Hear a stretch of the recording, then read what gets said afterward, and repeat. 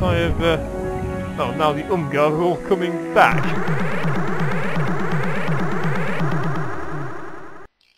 This one isn't an infinite fleet, so I'll just go through and kill these guys.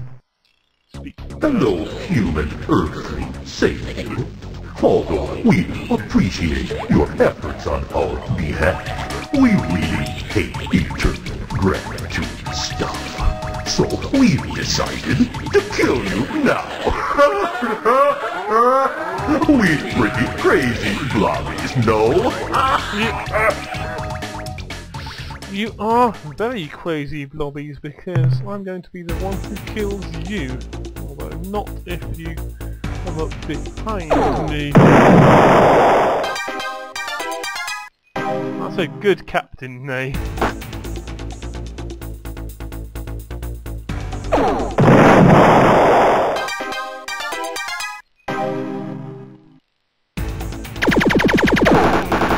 Ah!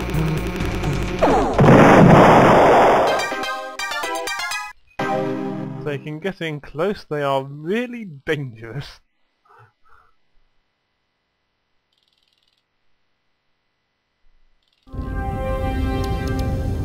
Right, let's run away from these guys now. I am their saviour, and so I do not really want to kill any more of them, but it looks like I might have to. Well, pop my behead. If human Earthling again. It just doesn't learn, does it? 2 arms? 2 arms?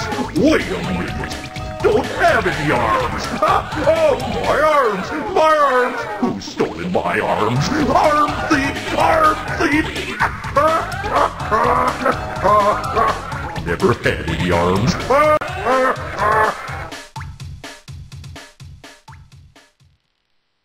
Okay, let's kill you guys for your resource units.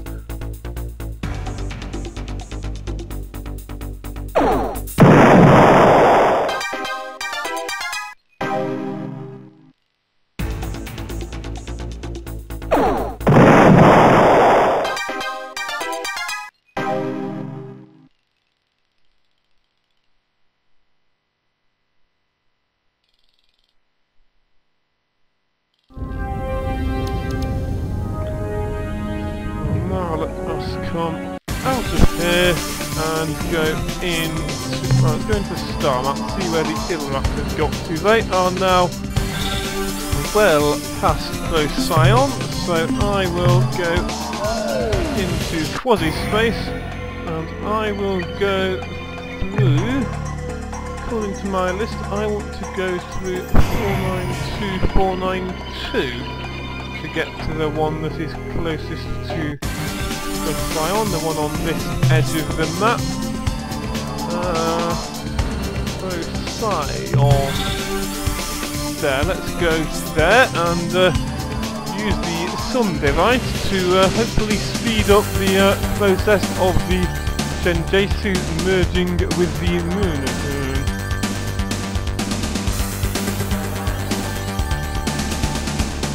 But before I do that, I am going to use the Umgah caster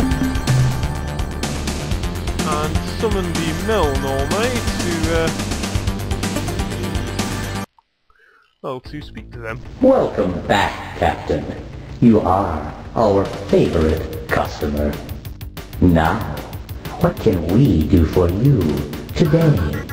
You can buy the biological data I have. What would you like to sell, Captain? There should be quite a lot of it now that I've got some from the Umgah.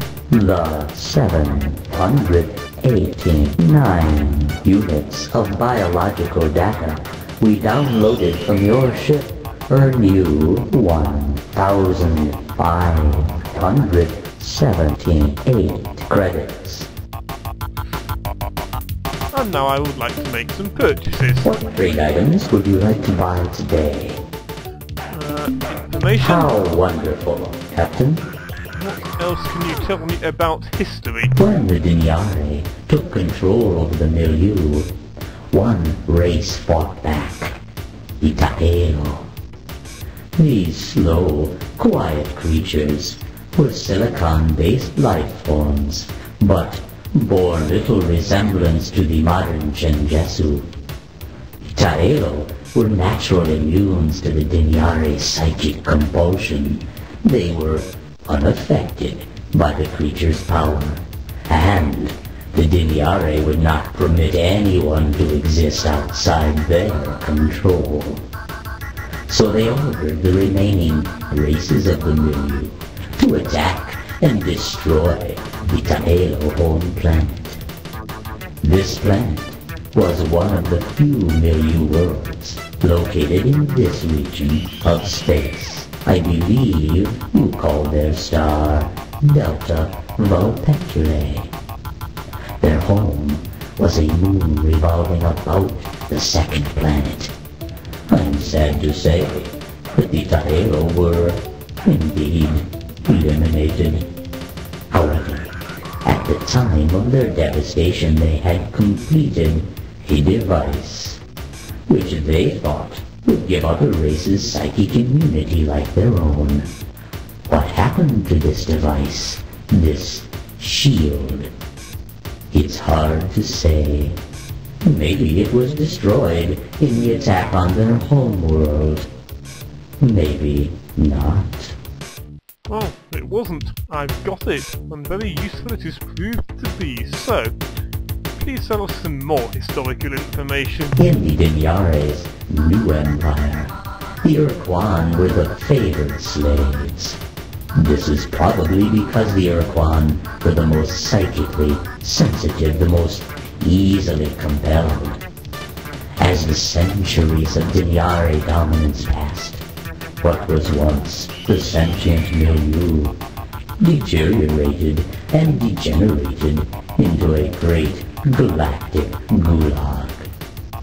Alien races which did not serve with the efficiency and speed demanded by the Dinyare were ruthlessly burned from the faces of their worlds.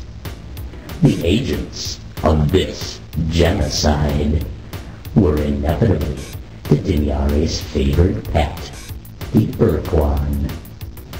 After almost 2,500 years of unrelenting Dinyare control, there were only 4 living member races of the once great sentient milieu. By this point, the Dinyare had used genetic manipulation to split the Ur-Quan into 2 subspecies. The green Ur-Quan. Scientists, technicians, and administrators who were responsible for maintaining the limited infrastructure of the Dinyare civilization, and the black Ur-Quan, who filled the ranks of basic laborer and combat soldier.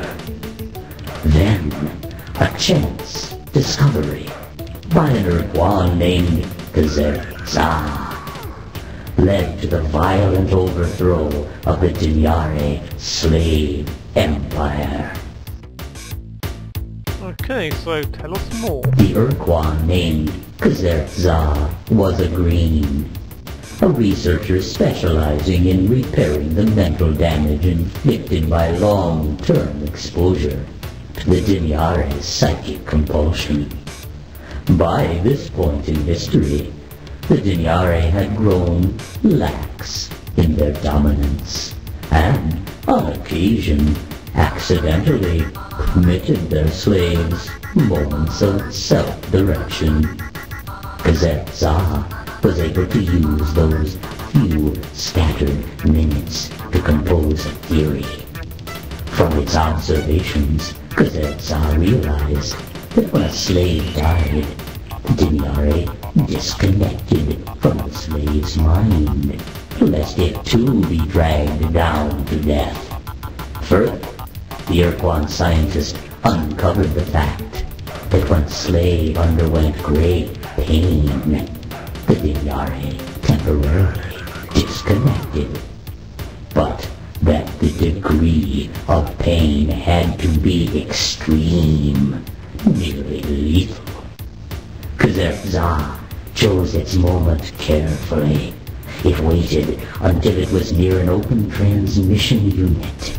Then, in a short moment of mental freedom, the Ur-Quan injected itself with a dose of acidic poison, sending incredible waves of pain through its long body. In the few moments before its death, Kazerza was able to wrest control of the transmitter to send word of its discovery across the planet and into space as well. Before the Dinyari knew what was happening, Ur-Quan everywhere were hacking at their own bodies with chunks of glass, burning themselves horribly, doing anything that would give them the few seconds of freedom necessary to find the nearest Dinyari and crush the bleeding creature. As they gained longer and longer periods of control, the Ur-Quan developed new tools and weapons to destroy their evil masters. The most gruesome of these devices was the excruciator, a mechanism which was inserted directly into the brain and generated a constant stream of agony. The Dinyari could not bring themselves to make the necessary mental connection with these tortured Ur-Quan. They were slaughtered by the thousands. The Ur-Quan slave revolt was won. When the last Ur-Quan was free of psychic compulsion, when the last free Dinyari was dead, the combined might of the Ur-Quan starfleets met in orbit above the Dinyari homeworld. They had come together to make two important decisions. First, how to punish the few frightened Dinyari left below on the planet's surface. Second, how to ensure that never again would the Ur-Quan be made slaves.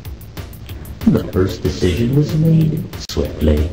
The Dinyari would not be allowed to die. That was too kind a fate.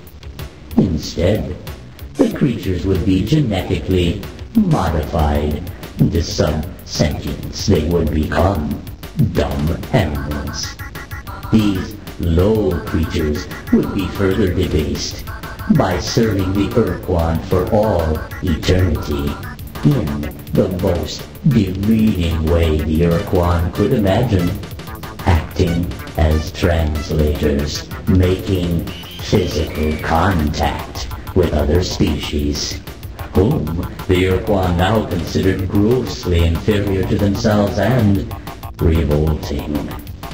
The second decision, how to ensure their freedom permanently, caused great turmoil. Following the successful Ur-Quan slave revolt, the Ur-Quan met to decide how to ensure their freedom. The green Ur-Quan, who called themselves the Kazerza in honor of the Ur-Quan who triggered the revolt, wished to establish the path of now and forever, which required that all other sentient species must become slaves of the Ur-Quan or be forever imprisoned beneath an impenetrable force shield. Leading the opposition to this plan was Korra, a charismatic fleet officer. Korra proposed a simpler alternative, the Eternal Doctrine. Simply put, the scheme called for the systematic eradication of all sentient life in the universe, aside from the Ur-Quan. Captain, if these positions seem to you extreme, For unwarranted, you must remember that the Ur-Quan had been unwilling slaves for millennia, and that each of them had to remain in agony for years in order to defeat the Dinyarni. The followers of Chenjesu and Korra were all on the brink of madness, but neither side would submit, and so they fought a bloody civil war.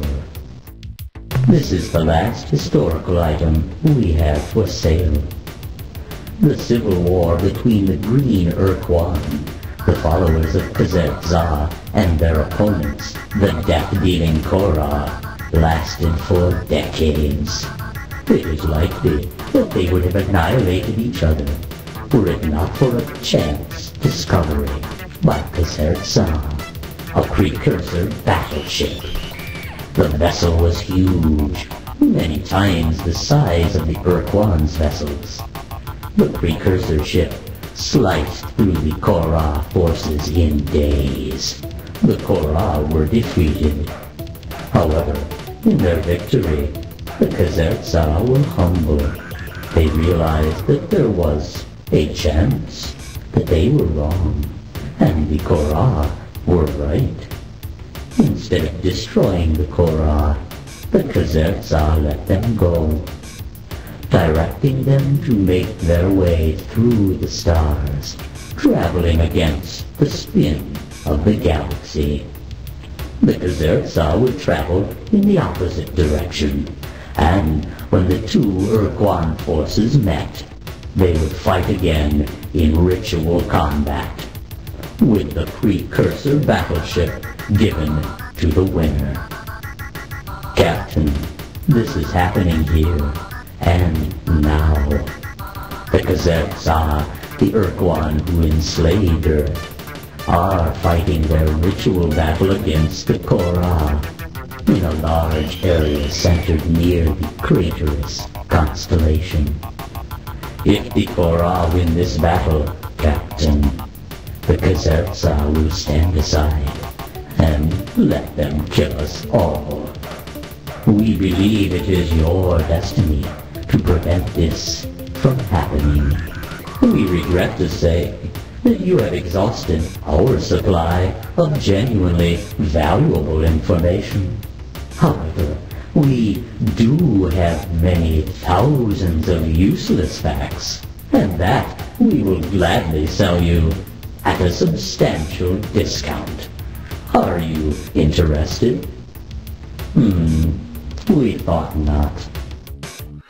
Okay, so I still have plenty of credit, so I will buy some fuel. As you know, we carry a large supply of fuel on board, which is compatible with your engine system.